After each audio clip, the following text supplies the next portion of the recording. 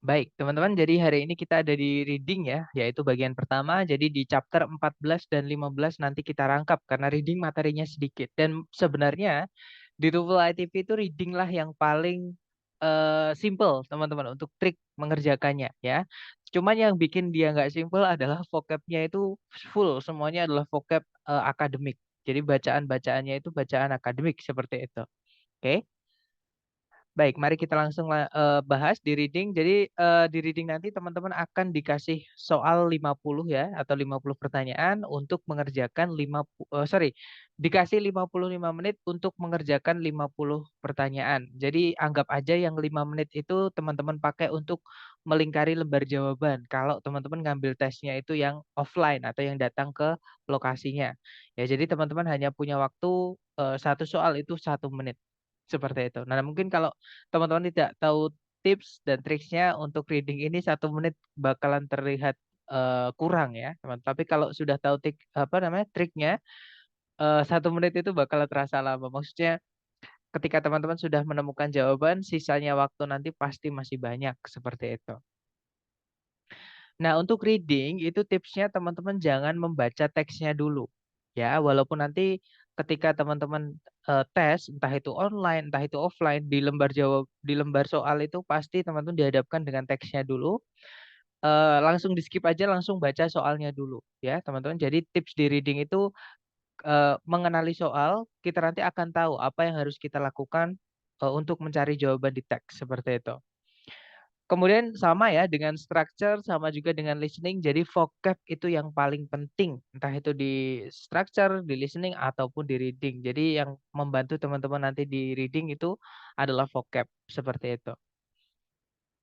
Nah, nanti dari teman-teman membaca soal dulu, teman-teman akan tahu apakah teman-teman itu harus melakukan cukup membaca kalimat pertama di setiap paragrafnya, namanya topic sentence ya.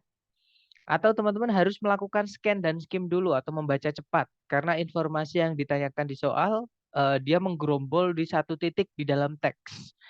Oke, atau teman-teman harus menarik kesimpulan atau membuat eh, kesimpulan berdasarkan informasi yang ada di teks. Jadi di reading itu triknya cuma ada 3 ini, teman-teman. Dan nanti tantangannya teman-teman adalah mengenali jenis soalnya seperti itu. Nah, hari ini kita akan kenalan dulu dengan jenis soal apa aja yang cara mengerjakannya teman-teman cukup membaca kalimat pertama di setiap paragraf. Seperti itu. Oke. Nah, untuk jenis soal pertama itu adalah soal yang menanyakan main idea. Nah, sebenarnya untuk eh, cara menjawab cukup membaca kalimat pertama di setiap paragraf ini, cara mengenalinya gampang. Pokoknya kalau ada soal yang menanyakan garis besar mengenai teks ya, teman-teman, garis besar tapi secara umum gitu ya, mengenai teks. Nah, itu teman-teman nggak perlu dibaca semua. Cukup baca kalimat pertama di setiap paragraf saja. Karena itu namanya topic sentence, mewakili yang dibahas di seluruh teks. Seperti itu, atau garis besarnya gitu ya. Nah, untuk yang pertama nanti menanyakan main idea. Nah, main idea itu apa sih? Main idea itu adalah gagasan utama atau ide pokok ya, teman-teman. Atau bahan pembahasan yang penulis ingin kembangkan melalui teks yang dia tulis. Seperti itu. Nah, mungkin kalau dulu di structure, kita belajar structure dulu, ada namanya subjek, teman-teman. Kan kalimat itu harus punya subjek dan predikat. Nah, pengertian subjek itu adalah apa atau siapa yang pengen kita angkat jadi pembicaraan atau bahan pembicaraan. Jadi siapa atau apa yang pengen kita anggap kita jadikan bahan pembicaraan itu namanya adalah subjek. Nah, kalau di dalam teks, subjek itu namanya adalah main idea ini. Ya, jadi apa yang pengen kita bahas, apa yang kita omongin itu namanya adalah main idea. Nah, main idea nanti di soal itu namanya bisa ganti-ganti, teman-teman ya. Kadang disebutnya main idea, kadang disebutnya main point, kadang juga primary concern, kadang juga main discussion, kadang juga topik, kadang title, kadang juga disebutnya subject. Ya, kalau di TOEFL yang ETS itu biasanya yang dipakai adalah main idea sama subjek ya teman-teman, tapi beda, atau title kayak gitu. Nah, tapi beda TOEFL yang ngadakan. Nah, itu nanti juga beda penyebutan. Intinya cara ngerjakannya sama. Teman-teman cukup baca dan pahami kalimat pertama di setiap paragraf seperti itu. Nah, untuk contoh soalnya seperti ini. yang saya bilang tadi ya, kalau reading teman-teman jangan dibaca teksnya dulu. Karena di teks ketika teman-teman tes nanti nggak akan ada yang cuma satu paragraf seperti ini ya. Minimal saya paling sedikit itu dua paragraf dan itu pun panjang sekali teman-teman. Seperti itu. Jadi daripada membuang waktu untuk membaca teks, kita baca dulu soalnya supaya kita paham cara mengerjakannya bagaimana. Di situ soalnya berbunyi, what is the topic of this passage? Apa sih topik dari teks ini?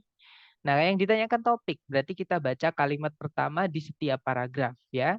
Nah, kebetulan di sini hanya satu paragraf, berarti cukup kita baca kalimat pertama saja. Di situ kalimatnya berbunyi, di dalam filosofinya John Dewey, sebuah perbedaan yang signifikan atau perbedaan yang nampak itu dibuat antara kecerdasan dan kemampuan menggunakan logika. Oke, jadi John Dewey itu dalam filsafatnya dia ngomongin tentang kecerdasan dan kemampuan menggunakan logika itu berbeda. Intinya seperti itu ya. Kita cek ABCD yang bunyinya sama dengan itu. Yang alpha, the intelligence of John Dewey, kecerdasannya John Dewey.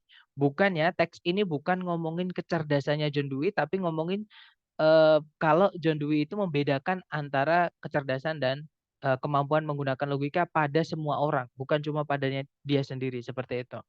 Berarti alpha bukan. Kalau yang Bravo, distinctions made by John Dewey. Perbedaan-perbedaan yang dibuat oleh John Dewey. Tentang apa? Di sini tidak jelas. Nah, di situ tadi ada perbedaan yang dibuat oleh John Dewey, tapi ada penjelasannya, teman. Yaitu antara kecerdasan dan kemampuan menggunakan logika. Berarti Bravo bukan ya, karena kurang spesifik, terlalu luas. Kalau yang Charlie, ide-idenya Dewey atau gagasannya Dewey mengenai kemampuan menggunakan logika. Nah, kalau kita pilih yang Charlie, ada informasi yang dihilangkan, yaitu kecerdasan. Karena teks ini bukan cuma membahas tentang pandangan John Dewey mengenai kemampuan menggunakan logika, tapi juga mengenai kecerdasan. Berarti Charlie bukan, karena ada informasi yang dihilangkan. Kalau yang delta, bagaimana kecerdasan itu berbeda dari kemampuan menggunakan logika dalam karyanya Dewey? Nah, ketemu ya, jawabannya adalah yang delta. Nah, dari contoh soal mungkin ada yang mau ditanyakan dulu sebelum kita praktek ke latihan soal. Silahkan teman-teman.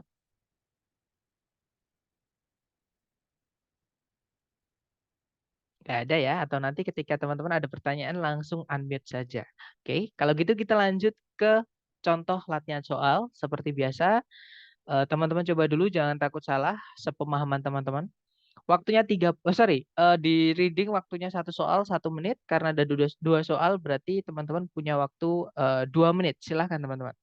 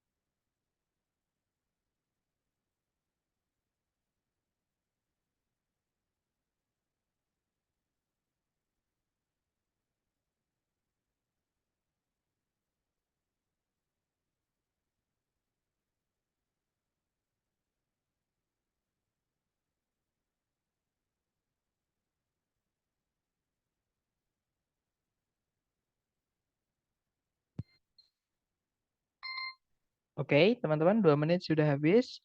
Silahkan jawabannya dikirim di chat dulu sedapatnya teman-teman. Nanti kita bahas bersama ya. Silahkan. Izin bertanya Kak, untuk reading lebih dari 2 paragraf, apakah sama topiknya pada kalimat pertama? Ya, kalau di bahasa Inggris itu di writing ya, teman-teman, topik letaknya di kalimat pertama. Jadi sama, walaupun ada 2 paragraf atau 3 paragraf, nanti letaknya topik adalah di kalimat pertama di setiap paragraf, seperti itu. Kemudian ada jawaban Bravo Alpha. Baik, mari kita cek, teman-teman. Seperti biasa kalau reading jangan dibaca teksnya dulu ya, tapi kita baca soalnya. Di situ soalnya berbunyi, yang manakah di antara A, B, C, D berikut ini yang paling mendeskripsikan topik dari teks ini atau teks di atas ini. Nah, yang ditanyakan topik berarti kita baca kalimat pertama saja. Paragraf kalimat pertama di setiap paragraf ya. Di situ kalimat pertama berbunyi, Fort Knox yang terletak di Kentucky merupakan situs dari benteng militer Amerika Serikat. Meskipun demikian, dia itu bahkan lebih dikenal dengan sebutan penyimpanan emas batangan Fort Knox. Berangkas besar yang menyimpan tumpukan-tumpukan dari tabungan emas pemerintah Amerika Serikat. Nah, berarti ini teksnya ngomongin tentang Fort Knox, teman-teman, yang mana fungsinya adalah untuk menyimpan emas oleh pemerintah Amerika Serikat. Oke, kita cek ABCD. Yang alfa kota dari Fort Knox yaitu Kentucky. Bukan kota dari Fort Knox ya yang diomongin, tapi Fort Knox-nya itu sendiri, teman-teman. Berarti alfa bukan. Kalau yang Bravo penyimpanan emas federal atau pemerintah Amerika Serikat. Nah, ketemu. Jawabannya adalah yang Bravo, ya, teman-teman. Kemudian nomor 2, yang mereka di antara ABCD berikut ini yang paling tepat menjadi judul untuk teks ini. Nah, judul topik itu hanya nama lain. Intinya dia menanyakan tentang garis besar mengenai teks ini yang dibahas secara umum ya. Berarti sudah kita baca tadi kalimat pertama tadi, yang mana ngomongin tentang Fort Knox yaitu penyimpanan emas pemerintah Amerika Serikat. Nah, berarti jawabannya adalah yang Charlie ya, yaitu where the US keeps its gold. Di manakah Amerika Serikat menyimpan emas-emasnya? Nah, nanti kalau ini jadikan pertanyaan, nanti jawabnya adalah Fort Knox. Seperti itu. Ya, yang mana teks ini ngomongin tentang Fort Knox. Berarti Bravo, Charlie. Right, good. Lanjut lagi ke number 3 and 4. Dicoba lagi ya, jangan takut benar. 2 menit dimulai dari sekarang. Silahkan teman-teman.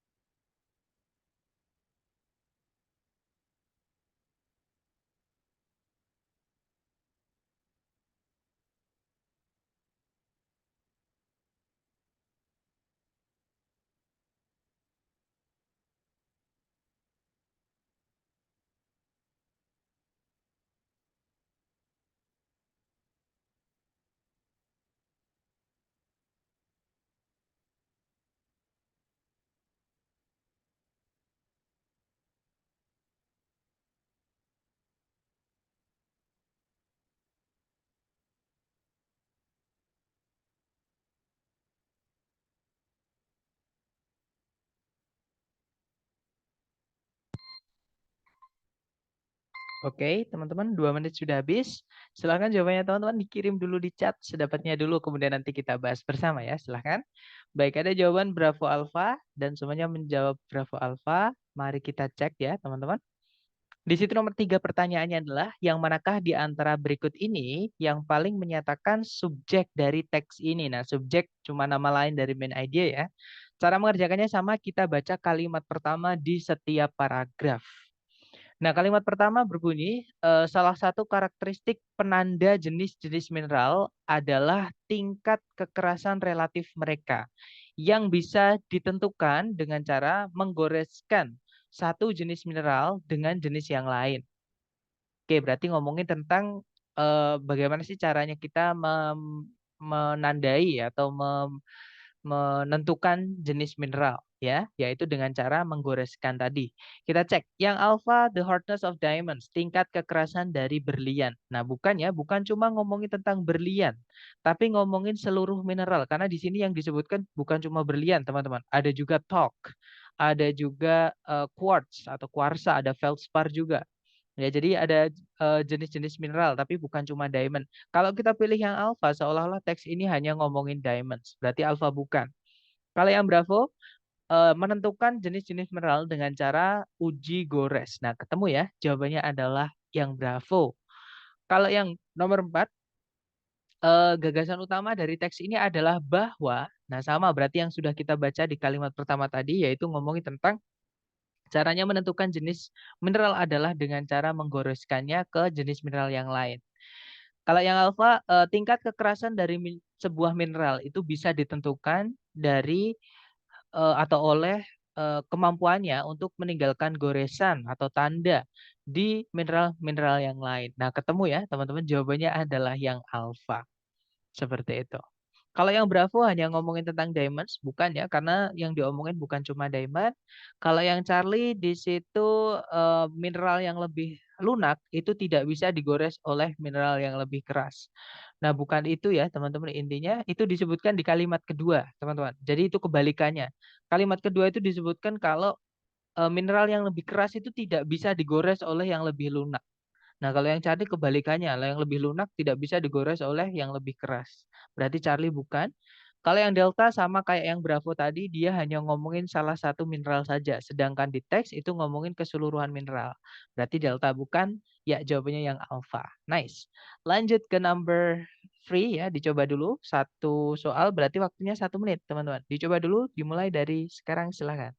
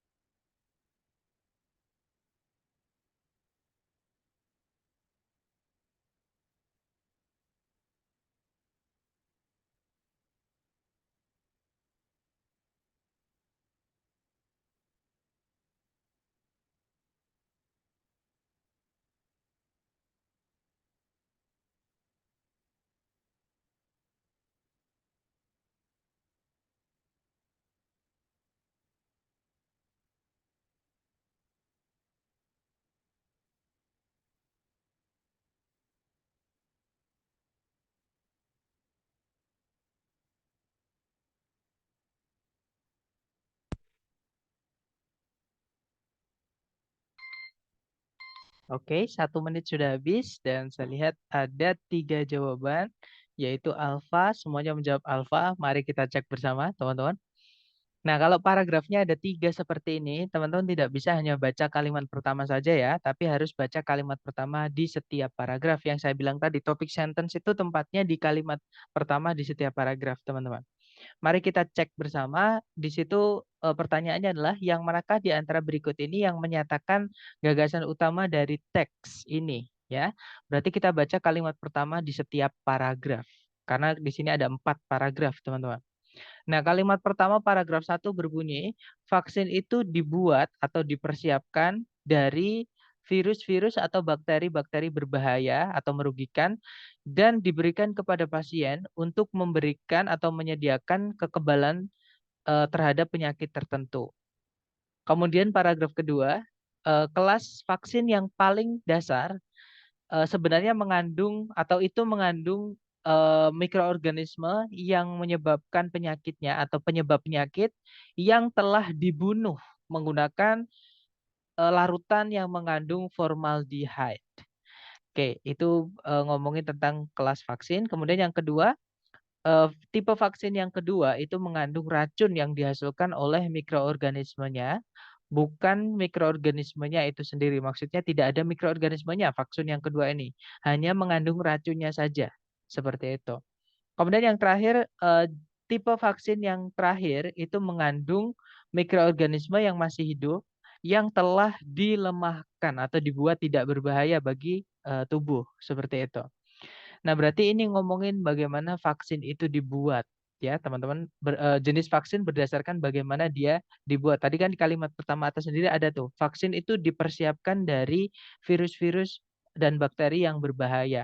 Nah, tadi terus dibagi menjadi 3, seperti itu. Kita cek A, B, C, D. Yang alfa, vaksin itu menyediakan kekebalan terhadap penyakit-penyakit tertentu. Nah, kalau kita pilih yang alfa, teman-teman, 3 paragraf yang bawah ini tidak kita anggap. Jadi kita hanya menganggap paragraf 1 aja yang atas sendiri.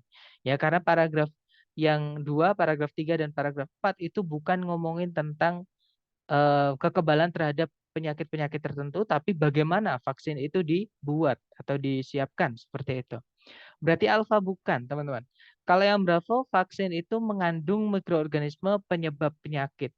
Tidak semua ya, ada juga tadi yang hanya mengandung racunnya saja, yaitu jenis kedua, paragraf ketiga. Oke, berarti bravo bukan. Kalau yang Charlie, vaksin itu dibuat atau diperoleh dalam berbagai macam cara atau dibuat atau didapat dari cara yang berbeda-beda. Nah, ketemu ya, jawabannya adalah yang Charlie. Karena tadi ada 3 cara yang disebutkan apa namanya, bagaimana kita membuat vaksin seperti itu. Oke, jawabannya Charlie. Kalau yang Delta, pendekatan-pendekatan baru dalam pemberian vaksin itu sedang dikembangkan. Bukan ke pemberiannya ya, tapi ke pembuatannya atau penyiapannya. Tadi ada di awal ada prepared tadi, seperti itu. Oke, lanjut ke number 7 and number 8. Dicoba dulu ya, teman-teman. 2 menit dimulai dari sekarang, silahkan.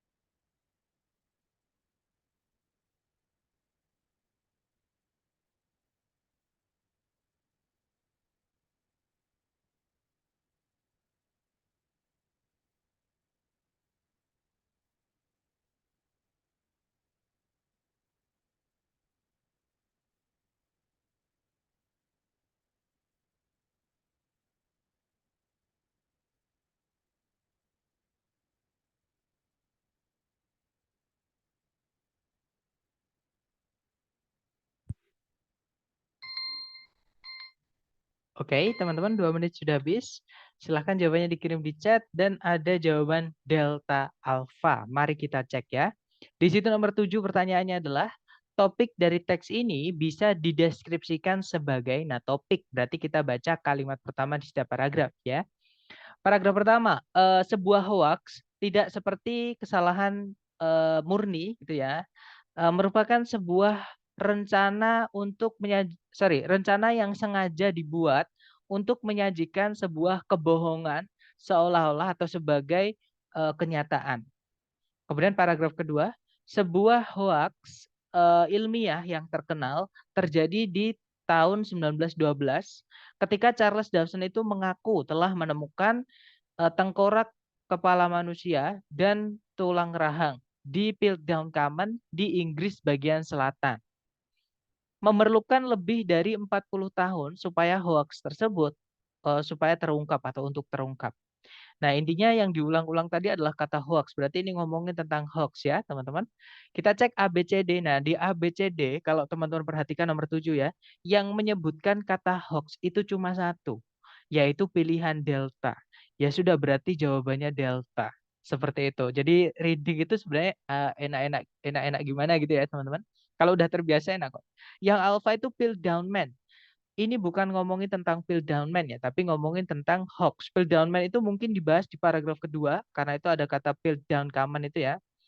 Tapi dia hanya sebagai contoh dari hoax saja. Bukan keseluruhan teks membahas Piltdown Man. Berarti alpha bukan. Kalau yang Bravo, penemuannya Charles Dawson. Ya Piltdown Man tadi ya, teman-teman. Yang mana itu dibahas di paragraf kedua, bukan keseluruhan teks. Oke, berarti Bravo bukan. Kalau yang Charlie maksud saya sorry, Eoanthropus dawsoni sama teman-teman. Yang menemukan Charles Dawson akhirnya dinamakan Eoanthropus dawsoni. Itu ada di paragraf kedua, di kalimat terakhir paragraf kedua.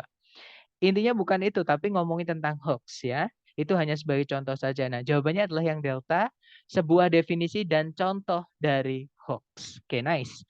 Untuk nomor 8, eh, gagasan pokok dari penulis adalah bahwa, nah sama yang sudah kita bahas, kita baca kalimat pertama setiap paragraf tadi ya. Kesimpulannya adalah ngomongin tentang hoax. Sama teman-teman. A, B, C, D, cari kata hoax atau yang artinya sama dengan hoax ya. Nah, A, B, C, D yang menulis atau menyebutkan kata hoax cuma satu pilihan, yaitu yang alfa. Ya sudah, berarti jawabannya yang alfa, teman-teman.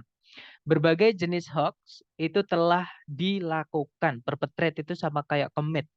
Melakukan tapi yang negatif. Kayak hoax contohnya seperti ini. Jadi have been perpetrated itu telah dilakukan. Seperti itu. Oke, nice. Lanjut lagi ke next number ya teman-teman. Ternyata sudah habis. Untuk jenis soal pertama, yang cara mengerjakannya teman-teman cukup baca kalimat pertama di setiap paragraf. Nah, mungkin sebelum kita lanjut ke jenis soal kedua yang cara mengerjakannya juga sama, teman-teman. Mungkin ada yang mau ditanyakan dulu, silahkan.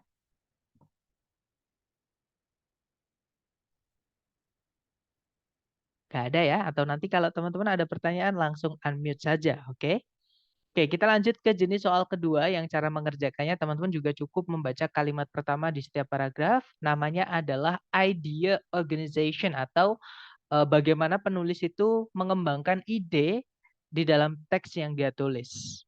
Nah, caranya sama ya. Oh, sorry, untuk jenis soalnya itu bisa dikenali atau biasanya berbunyi bagaimana ide atau informasi itu dikembangkan. Kalau nggak gitu disajikan, kalau nggak itu disambungkan. Jadi ada kata how ideas, kalau nggak itu information, kemudian organized, presented, atau related. Oke, jadi cara mengerjakannya, kalau menemukan soal seperti ini, teman-teman cukup baca kalimat pertama di setiap paragraf, terus dipahami, cari hubungannya ya, teman-teman. Kemudian cocokkan dengan pilihan A, B, C, D. Seperti itu. Nah, untuk contoh soalnya, sama ya. Kita baca soalnya dulu. Di situ soalnya berbunyi, in this passage, di teks ini, nah, kalau di soalnya kita nggak paham, cuma menanyakan in this passage seperti ini, teman-teman. Berarti kata kuncinya bukan di soal. Ya, tapi di jawaban. Kita baca jawabannya. Yang alfa sebuah ide itu disajikan dan kemudian dibantah. Kalau yang bravo, sebuah konsep yang diikuti oleh contoh. Kalau yang Charlie, sebuah sebab diikuti oleh akibat. Kalau yang delta, sebuah kepercayaan yang didukung dengan alasan-alasan logis. Nah, berarti ini menanyakan bagaimana sih gaya penulisan si penulis seperti itu ya. Bagaimana dia mengembangkan ide di dalam teks. Nah, berarti kita baca kalimat pertama di setiap paragraf. Kalimat pertama paragraf 1 berbunyi, jika ditanya siapa yang menemukan permainan baseball, hampir seluruh orang Amerika pasti akan menjawab kalau mereka percaya Abner Doubleday lah yang melakukannya. Kemudian paragraf kedua, Doubleday itu sebenarnya hanya diberikan kredit atau penghargaan atas penemuan baseball itu di awal abad ke-20-an. Ketika perusahaan alat-alat olahraga yang namanya adalah Spalding itu memberikan komisi atau memberikan tugas gitu ya untuk melakukan penelitian atas pertanyaan siapa yang menemukan permainan baseball. Nah, berarti bukan double D. Double D itu cuma disuruh untuk meneliti siapa yang menemukan, bukan dia yang menemukan. Seperti itu. Kemudian paragraf terakhir, sekarang ini hampir seluruh sejarawan olahraga itu sepakat bahwa double D itu sebenarnya tidak memiliki andil apa-apa atau tidak memiliki andil banyak ya untuk atau dengan perkembangan baseball. Oke, berarti itu tadi ada fakta, kemudian dibantah dengan fakta yang lain seperti itu ya. Kita cek yang alfa lagi, sebuah ide disajikan dan kemudian dibantah. Nah, ketemu ya, ide disajikan di paragraf pertama, dibantah di paragraf kedua dan paragraf ketiga. Seperti itu. Nah, berarti jawabannya alfa. Mungkin ada pertanyaan dulu sebelum kita lanjut ke latihan, teman-teman?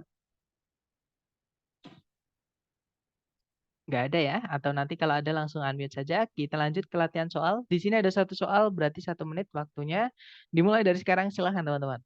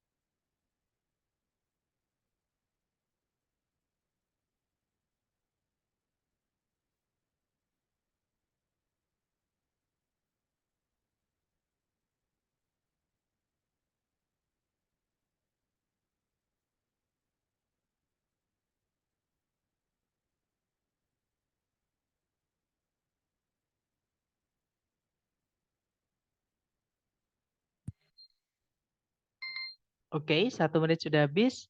Buat teman-teman yang sudah nemu jawaban, boleh dikirim di chat. Atau sepertinya belum ada jawaban. Gak apa-apa, kita bahas bersama ya, teman-teman. Di situ nomor 1 pertanyaannya adalah bagaimana informasi di dalam teks itu dikembangkan. Nah, cukup kita baca kalimat pertama di setiap paragraf ya. Kalimat pertama paragraf 1 berbunyi, konflik di dalam sebuah organisasi itu tidak selalu dipandang sebagai sesuatu yang tidak diinginkan. Kemudian paragraf kedua, menurut pandangan tradisional mengenai konflik, konflik itu berbahaya atau merugikan bagi sebuah organisasi. Kemudian paragraf terakhir, pandangan interaksionis mengenai konflik di sisi lain berpendapat kalau konflik itu bisa memberikan sebuah fungsi penting di dalam sebuah organisasi dengan cara mengurangi zona nyaman di antara para pekerja dan menyebabkan perubahan-perubahan positif terjadi. Seperti itu. Nah, berarti ada kata yang diulang-ulang tadi, teman-teman, di kalimat pertama setiap paragraf, yaitu kata view. Kalimat pertama itu ada kata is not always viewed, tidak selalu dipandang. Paragraf kedua ada kata menurut pandangan tradisional mengenai konflik. Paragraf terakhir, pandangan interaksionis mengenai konflik. Nah, berarti ngomongin tentang pandangan pandangan beberapa pihak ya mengenai konflik seperti itu. Kalau si penulis netral, dia di paragraf pertama menyebutkan kalau konflik di dalam organisasi itu tidak selalu dipandang negatif loh, atau tidak diinginkan loh. Memang kadang ada juga konflik itu diinginkan. Nah, bagi si penulis seperti itu. Nah, kita cek ABCD. Yang alfa, asal muasal dari ide mengenai konflik itu disajikan. Tidak ada asal muasalnya dari mana ide mengenai konflik ada ya, teman-teman. Adanya hanya orang menilai konflik di dalam organisasi itu bagaimana. Seperti itu. Oke, kalau yang Bravo, pandangan-pandangan yang berbeda mengenai konflik itu disajikan. Nah, ketemu teman-teman. Jawabannya adalah yang Bravo. Ya, kalau yang Charlie, dua pembuat teori. Nah, berarti orang ya di sini sama sekali tidak ada nama orang atau pembuat teori ataupun teori yang disebutkan. Di situ hanya pandangan, teman-teman, atau opini seperti itu atau apa ya? Penilaian seperti itu, ya. Jadi bukan teori, tapi hanya pandangan beberapa pihak mengenai konflik di dalam organisasi. Berarti Charlie juga bukan. Kalau yang Delta, contoh dari konflik di dalam organisasi itu disebutkan atau disajikan. Tidak ada contoh ya, teman-teman. Adanya adalah bagaimana sih konflik di dalam organisasi itu menurut beberapa pihak. Paragraf pertama itu menurut penulis, dia netral. Oke, paragraf kedua itu menurut pandangan tradisional atau pandangan jadul gitu ya. Nah, sekarang interaksionis view itu adalah pandangan orang-orang yang suka berinteraksi seperti itu. Oke, berarti jawabannya yang Bravo. Pandangan-pandangan berbeda mengenai konflik itu disajikan seperti itu. Oke, lanjut lagi ke nomor berikutnya. Jangan takut salah. Waktunya 1 menit dimulai dari sekarang. Silahkan teman-teman.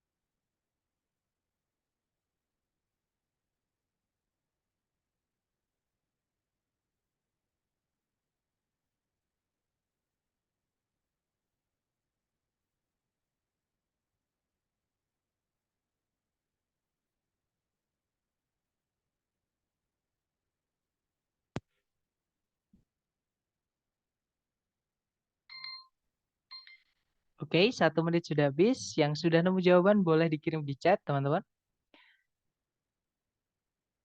Oke, ada jawaban Bravo. Mari kita cek bersama ya. Di situ nomor 3 pertanyaannya adalah tipe informasi apa yang dimasukkan atau yang disebutkan di paragraf pertama. Nah, kalau disebutkan paragrafnya yang paragraf keberapa, teman-teman tidak perlu baca seluruh kalimat pertama seluruh paragraf. Jadi di sini hanya disebutkan kalimat pertama paragraf 1 saja. Ya, di situ kalimat pertama paragraf 1 berbunyi, IQ atau tingkat kecerdasan itu didefinisikan sebagai rasio dari umur mental seseorang dengan umur kronologikalnya.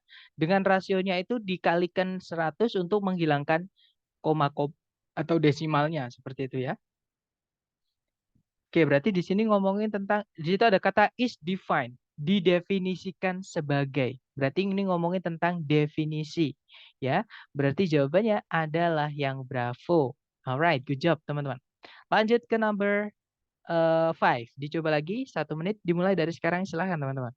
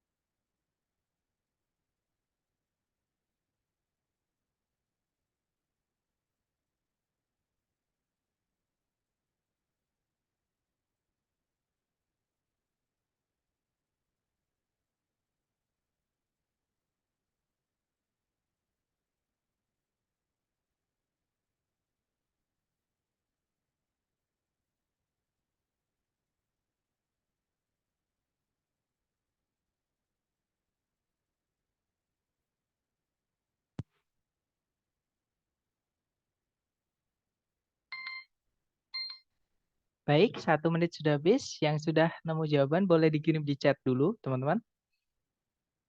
Oke, ada jawaban Bravo. Mari kita cek. Di situ nomor 5 pertanyaannya, bagaimanakah informasi di dalam teks itu dikembangkan?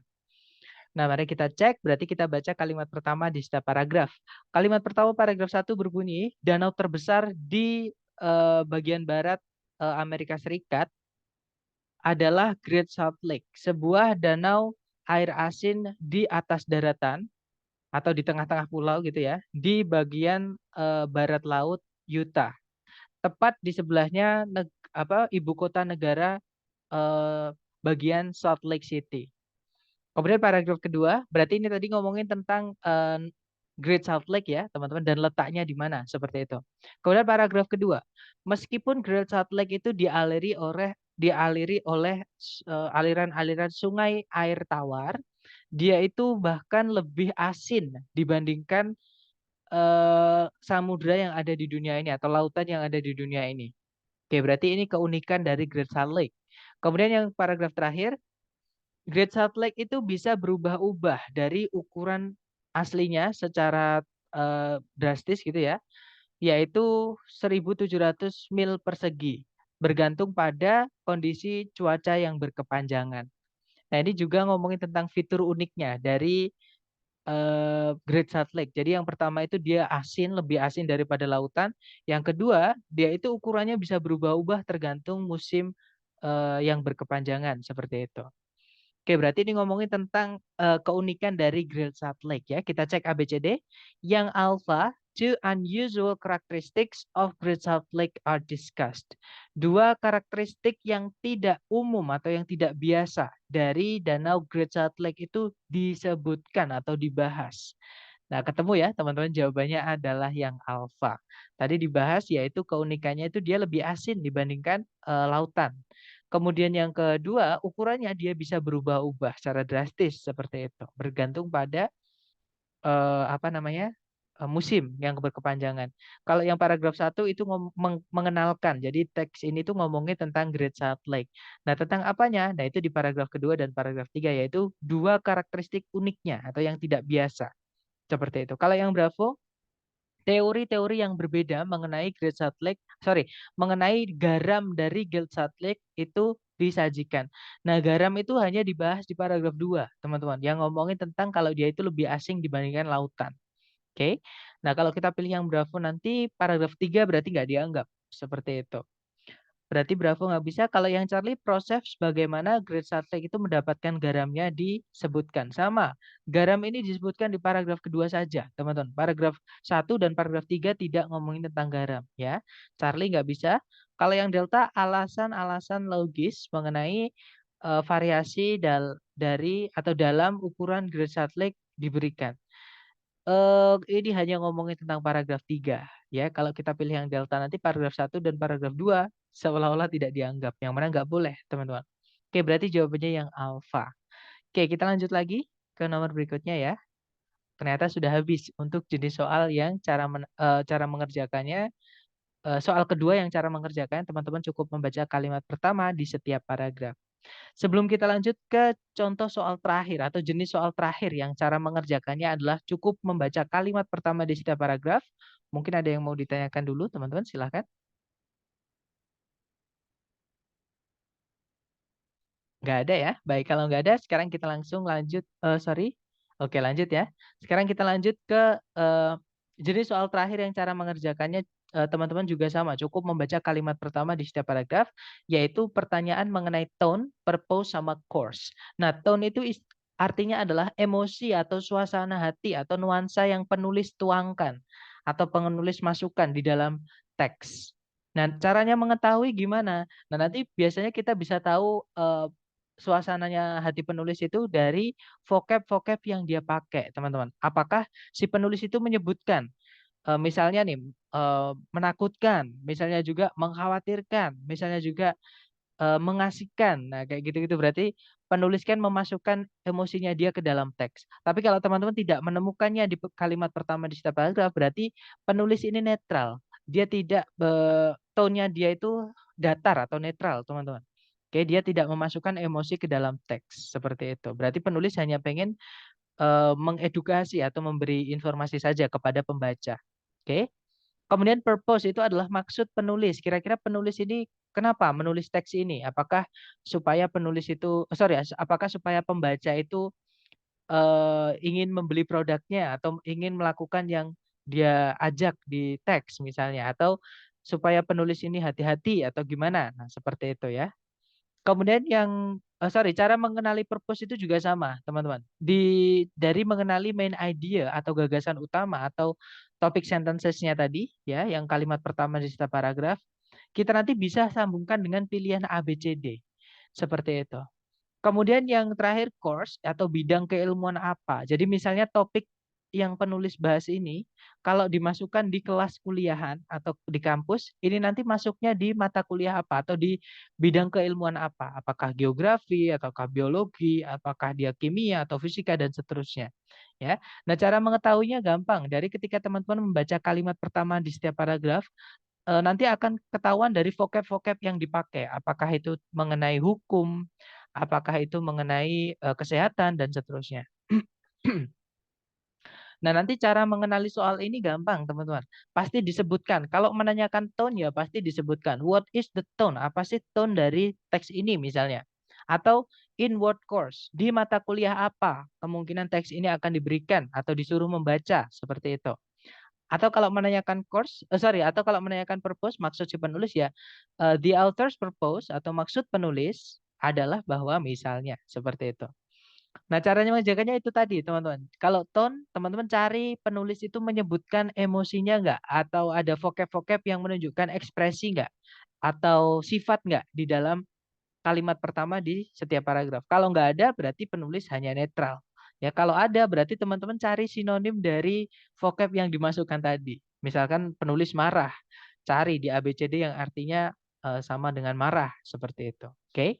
Kalau misalkan teman-teman tidak menemukan ya berarti netral. Jadi si penulis hanya ingin memberikan informasi saja supaya pembaca terinformasi atau biar tahu seperti itu.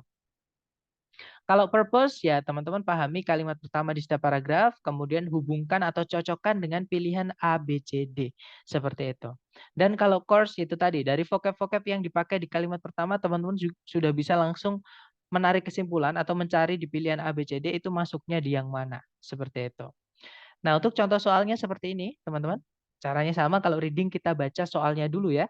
Di situ nomor 1 pertanyaannya adalah maksud dari teks ini adalah untuk. Nah, karena yang ditanyakan maksud cukup kita baca kalimat pertama di setiap paragraf ya. Kalimat pertama paragraf 1 berbunyi In Cold Blood-nya Truman Capote yang ditulis di tahun 1966 merupakan sebuah contoh yang terkenal dari novel non-fiksi. Sebuah karya tulis populer yang berdasar pada kejadian-kejadian faktual atau kejadian-kejadian nyata di mana penulisnya itu berusaha untuk mendeskripsikan eh, alasan-alasan, kemudian pikiran-pikiran dan emosi-emosi yang melatar belakangi, yang menggiring kepada kejadian-kejadian nyatanya. Seperti itu. Nah, berarti ini ngomongin tentang In Cold Blood, yang mana In Cold Blood ini adalah salah satu contoh dari novel non-fiksi ya. Kita cek ABCD, teman-teman. Yang alfa membahas sebuah contoh dari sebuah genre sastra tertentu. Nah, ketemu langsung ya. Maksudnya genre sastra tertentu di sini adalah novel non-fiksi tadi, teman-teman. Karena In Cold Blood-nya teman Capote di sini hanya sebagai contoh. Di situ disebutkan is a well-known example. Oke, berarti jawabannya yang alpha. Kalau yang, sorry teman-teman. Kalau yang Bravo menceritakan cerita atau menceritakan kisah yang ada di In Cold Blood. Nah, ketika kita baca kalimat pertama tadi, tidak ada sama sekali penulis itu menuliskan niat untuk menuliskan ceritanya, ya. Dan kalau kita baca kalimat pertama aja, kita nggak tahu ceritanya In Cold Blood nanti bakalan kayak gimana. Oke, berarti bukan itu, bukan yang Bravo niatnya ya, atau tujuan penulis menulis teks ini. Kalau yang Charlie menjelaskan alasan-alasan Truman Capote dalam penulisan In Cold Blood. Sama sekali juga tidak ya. Ketika kita membaca kalimat pertama tadi, kita tidak tahu alasan Capote kenapa sih kok dia menulis buku itu seperti itu ya. Kalau yang Delta eh, mendeskripsikan bagaimana Truman Capote itu meneliti novel non-fiksinya. Bukan juga ya, karena bukan ngomongin tentang Truman Capote, teman-teman, tapi ngomongin tentang karyanya dia. Jadi bukan ngomongin tentang bagaimana Truman Capote meneliti novelnya, tapi ngomongin tentang novelnya Truman Capote, yaitu sebagai contoh saja kalau itu adalah novel non-fiksi. Oke, berarti Delta juga bukan. Ya, jawabannya yang Alpha tadi, membahas sebuah contoh genre sastra tertentu. Oke. Lanjut ke contoh kedua, yaitu yang manakah di antara A, B, C, D berikut ini yang paling mendeskripsikan tone dari teks di atas ini. Nah, tone ya, teman-teman. Berarti kita baca kalimat pertama tadi, apakah si penulis itu menuliskan emosinya. Kalau kita artikan lagi ya, jadi In Cold Blood yang ditulis oleh Truman Capote di tahun 1966 merupakan sebuah contoh yang terkenal dari novel non-fiksi. Sebuah karya tulis populer yang berdasar pada kejadian nyata di mana penulisnya itu, penulis dari Truman Capote, penulis dari In Cold Blood namanya Truman Capote itu berusaha untuk mendeskripsikan latar belakang, kemudian pikiran-pikiran dan emosi yang melatar belakangi apa namanya? Yang menggiring kepada kejadian aslinya, kayak gitu. Nah, sama sekali tidak ada penulis berpendapat ya atau menuliskan subjektifnya nggak ada, teman-teman. Berarti penulis netral, hanya ingin memberikan informasi saja. Oke, kita cek A, B, C, D yang netral. Yang alpha cold sama yang bravo sadistik artinya sama-sama kejam atau sadis. Nggak mungkin satu soal dua jawaban benar. Berarti alpha bravo salah semua. Kalau yang Charlie emotional, campur aduk emosinya. Ketika kita baca itu seolah-olah kita kadang sedih, kadang marah, kadang senang. Bukan ya, karena si penulis tidak menuliskan emosinya, tidak menggiring pembacanya untuk merasakan apa, seperti tidak, teman-teman. Hanya ingin pembacanya tahu saja. Berarti Charlie bukan. Kalau yang Delta deskriptif. Nah, ketemu. Jawabannya adalah yang Delta deskriptif. Jadi si penulis hanya ingin mendeskripsikan sesuatu. Teman-teman, yaitu contoh dari novel non-fiksi tadi yang namanya adalah In Cold Blood. Seperti itu. Nah, itu untuk tone ya, teman-teman. Kemudian contoh ketiga, teks ini kemungkinan akan diminta untuk dibaca di mata kuliah yang manakah di antara berikut ini. Nah, ini kita cocokkan dengan vocab-vocab yang dipakai tadi. Oke, yang pertama ada non-fiction novel, novel non-fiksi ya. Kemudian ada type of writing atau karya tulis yang berdasar pada kejadian nyata. Ada juga author, penulis. Nah, ini berarti ngomongin tentang sastra atau tentang novel lebih tepatnya ya. Nah, ABCD yang menyebutkan novel itu adalah yang Charlie. Nggak mungkin ini ngomongin hukum kriminal ya, teman-teman, karena ini ngomongin tentang karya sastra. Bukan tentang hukum, berarti Alfa bukan. Kalau yang Bravo sejarah Amerika, sama sekali tidak ada kejadian sejarah di situ. Oke, Bravo juga bukan. Kalau yang Charlie modern American novels, novel-novel Amerika modern. Nah, ketemu teman-teman. Jawabannya adalah yang Charlie. Ya, oke, dari ketiga contoh tadi, mungkin ada yang mau ditanyakan dulu sebelum kita lanjut ke latihan soal. Silahkan teman-teman.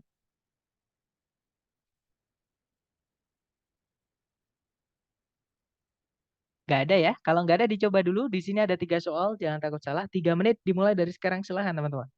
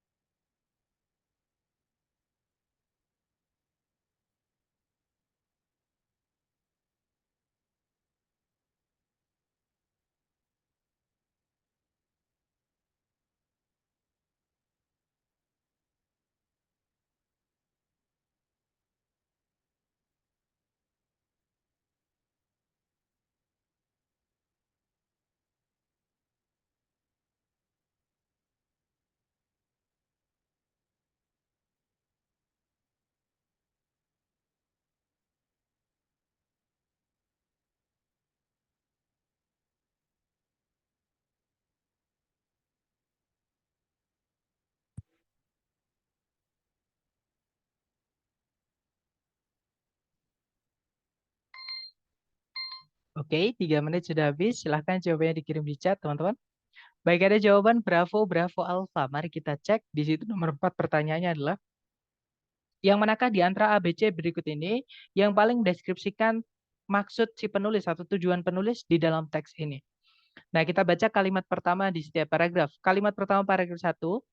Hingga sekarang, pengakuan-pengakuan yang didapat dari terdakwa atau terduga eh, di dalam keadaan dihipnotis itu belum diakui sebagai barang bukti di atau oleh pengadilan-pengadilan di Amerika Serikat.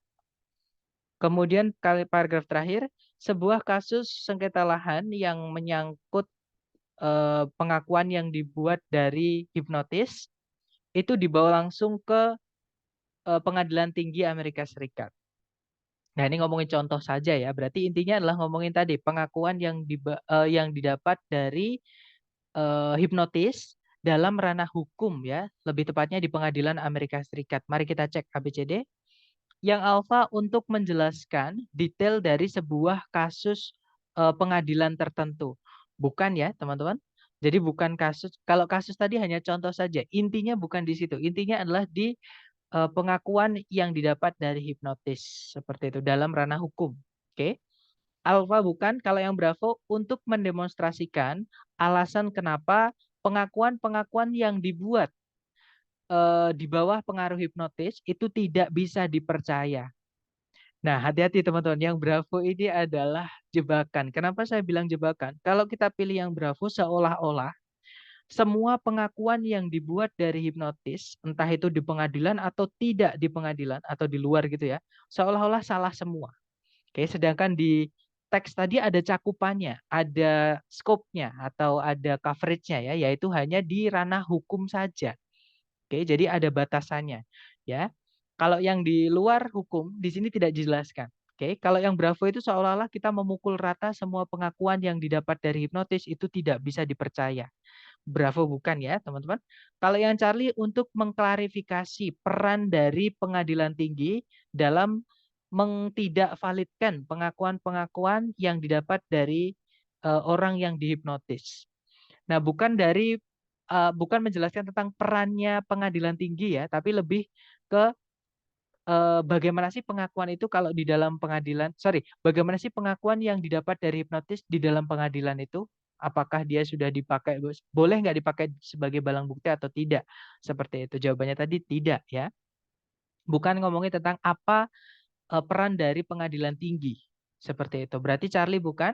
Kalau yang Delta untuk menjelaskan status hukum atau legal dari pengakuan-pengakuan yang didapat secara hipnotis. Nah, ketemu. Jawabannya adalah yang Delta. Nah, ini ngomongin tentang status hukumnya doang, teman-teman. Jadi kalau di pengadilan itu bagaimana statusnya atau ya statusnya tadi ya. Nah, itu tidak diterima sebagai barang bukti jawabannya. Kalau yang di luar pengadilan tidak tahu karena di teks tidak dibahas. Kalau yang nomor 5, tone dari teks ini itu bisa dideskripsikan sebagai, nah ketika kita baca kalimat pertama tadi sama ya, tidak ada penulis itu menuliskan emosinya dia atau perasaannya dia. Berarti si penulis ini netral, hanya pengen menyampaikan eh, ilmu saja atau pengetahuan saja atau informasi saja ya. Kita cek ABCD. Yang alpha outraged artinya mengamuk. Bukan ya, penulis tidak ada menyebutkan di situ perasaannya apakah dia marah atau tidak. Yang Bravo judicial itu seolah-olah membenarkan atau menyalahkan sesuatu sesuai subjektivitas dari si penulis. Bukan ya, teman-teman, karena si penulis tidak ada dia menuliskan kata I atau pandangan menurut dia nggak ada. Bravo bukan. Kalau yang Charlie hipnotik menghipnotis. Nah, hipnotik ini biasanya dipakai di teks yang menjual barang atau mengajak untuk misalnya tanam 1.000 pohon itu biasanya menggunakan hipnotik karena yang membaca teks ini seolah-olah terajak untuk melakukan sesuatu.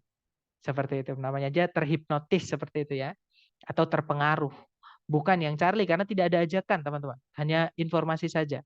Kalau yang delta informatif, informatif ya sudah ketemu jawabannya yang delta ya si penulis hanya ingin memberikan informasi kepada pembacanya atau netral. Oke. Kemudian yang nomor 6, teks ini kemungkinan diminta atau tugaskan untuk dibaca itu di mata kuliah apa di bawah ini. Nah, tadi ada kata-kata defendants, terduga, terdakwa atau tersangka ya. Kemudian ada confessions, pengakuan, ada juga evidence, barang bukti, ada juga courts, pengadilan-pengadilan. Nah, ini berarti ngomongin tentang hukum. Nah, A, B, C, D yang menyebutkan kata hukum atau law itu cuma satu, yaitu yang alpha. Ya sudah, berarti jawabannya yang alpha ya, hukum Amerika. Seperti itu. Oke, kita lanjut lagi ke nomor terakhir, teman-teman. 7, 8, dan 9. Jangan takut salah, waktunya 3 menit dimulai dari sekarang, silahkan.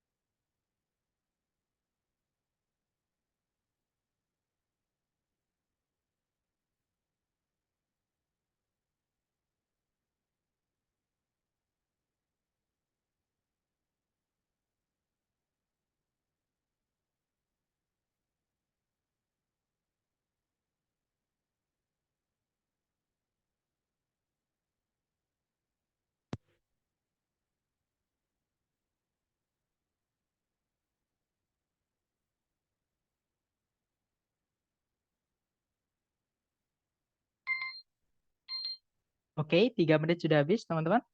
Yang sudah nemu jawaban boleh dikirim di chat ya, silahkan. Oke, sepertinya belum ada jawaban, nggak apa-apa. Mari kita cek bersama. Di situ nomor 7 pertanyaannya, tujuan utama dari si penulis di dalam teks ini adalah untuk, nah sama, kita baca kalimat pertama di setiap paragraf. Kalimat pertama paragraf 1 berbunyi, tingkat di mana penggundulan hutan di dunia ini sedang terjadi itu sangat mengkhawatirkan. Nah, ini yang saya maksud penulis menuliskan emosinya itu di sini, teman-teman, atau perasaannya. Berarti dia lagi khawatir ya, karena dia menuliskan kalau dia itu mengkhawatirkan topiknya itu ya. Kemudian paragraf 2, sebagian besar penggundulan hutan itu sedang terjadi di hutan-hutan tropis di negara-negara berkembang yang didasari oleh kebutuhan negara-negara berkembang atas meningkatnya lahan untuk pertanian dan keinginan dari beberapa negara maju untuk mengimpor kayu dan produk-produk yang terbuat dari kayu. Nah, kita cek yang alfa mengsitasi atau mengutip statistika mengenai sebuah perbaikan di permukaan daratan bumi. Bukan ya, bukan perbaikan ya, teman-teman. Jelas-jelas ngomongin tentang penggundulan hutan. Malah perbaikan, bukan. Atau kemajuan, bukan ya, yang ada pemunduran. Berarti alfa bukan. Kalau yang bravo menjelaskan di manakah penggundulan hutan itu terjadi. Nah, ini ngomongin hanya paragraf kedua. Kalau kita pilih yang bravo ini, yang paragraf pertama seolah-olah tidak kita anggap. Bravo bukan ya. Kalau yang Charlie membuat pembacanya sadar akan sebuah masalah di dunia ini yang semakin memburuk. Nah, dari maksudnya masalah di dunia ini yang semakin memburuk adalah penggundulan hutan tadi ya, teman-teman. Yang mana si penulis menyebutkan tadi semakin alarming atau mengkhawatirkan. Nah, kemungkinan Charlie bisa kita cek dulu yang delta. Yang delta menyalahkan negara berkembang atas penggundulan hutan. Nah, yang disalahkan bukan cuma negara berkembang, teman-teman. Negara maju tadi juga disebutkan, ya, karena dia mengimpor kayu dan produk-produk yang terbuat dari kayu seperti itu. Berarti yang delta bukan. Berarti fix jawabannya yang Charlie, yaitu membuat pembacanya sadar mengenai masalah di dunia ini yang semakin memburuk. Maksudnya penggundulan hutan. Kalau yang nomor 8, yang manakah di antara berikut ini yang paling mendeskripsikan tone atau emosi penulis ya di dalam teks ini? Nah, tadi ada kata alarming, teman-teman. Artinya mengkhawatirkan. Artinya si penulis ini khawatir. Yang membaca pun jadi ikut khawatir kayak gitu ya. Nah, khawatir atau cemas atau takut. Kita cek A, B, C, D yang artinya itu. Yang alpha concerned, artinya takut, cemas, khawatir. Nah, ketemu ya, berarti jawabannya adalah yang alpha, teman-teman. Kalau yang Bravo disinterested itu tidak tertarik. Kalau tidak tertarik kenapa dibahas? Bravo bukan. Kalau yang Charlie placid itu biasa-biasa aja atau netral. Bukan ya, jelas-jelas dia menuliskan kalau alarming itu mengkhawatirkan penggundulan hutan itu. Berarti Charlie bukan. Kalau yang Delta exaggerated itu melebih-lebihkan atau alay gitu ya. Bukan juga karena jelas-jelas si penulis tadi menyebutkan ada beberapa data kalau kita intip sedikit di lanjutan kalimat pertama di paragraf 1 atau di paragraf kedua. Jadi ada 90%, ada juga 20 million square kilometers seperti itu. Jadi dia menyebutkan data, ada tahunnya juga, bukan berdasarkan pandangannya sendiri. Berarti delta bukan, fix jawabannya yang alpha, mengkhawatirkan tadi. Kalau nomor 9, teks ini kemungkinan akan diminta untuk dibaca di mata kuliah yang manakah di antara berikut ini. Nah, ini ngomongin tentang hutan ya, teman-teman. Lebih tepatnya adalah kasus penggundulan hutan. Yang mana hutan itu merupakan fitur dari geografis atau fitur dari bumi. Nah, mata mata keilmuan atau bidang keilmuan yang membahas tentang fitur bumi, contohnya sungai, danau, gunung, kemudian dan seterusnya itu hutan itu adalah geografi. Ya, berarti jawabannya yang bravo, geografi. Seperti itu. Nah, itu tadi adalah jenis soal pertama ya, teman-teman, yang cara mengerjakannya teman-teman cukup membaca kalimat pertama di setiap paragraf. Oke, yaitu soal yang menanyakan main idea atau gagasan utama, kemudian ada juga idea organization atau bagaimana si penulis itu mengembangkan teksnya. Kemudian yang terakhir tadi menanyakan tone, emosi penulis ya. Kemudian ada juga purpose, maksud si penulis menulis teks tersebut. Dan juga course atau bidang keilmuan apa yang membahas topik yang ditulis sama penulis seperti itu. Nah, silahkan mungkin ada pertanyaan teman-teman sebelum kita tutup, silahkan.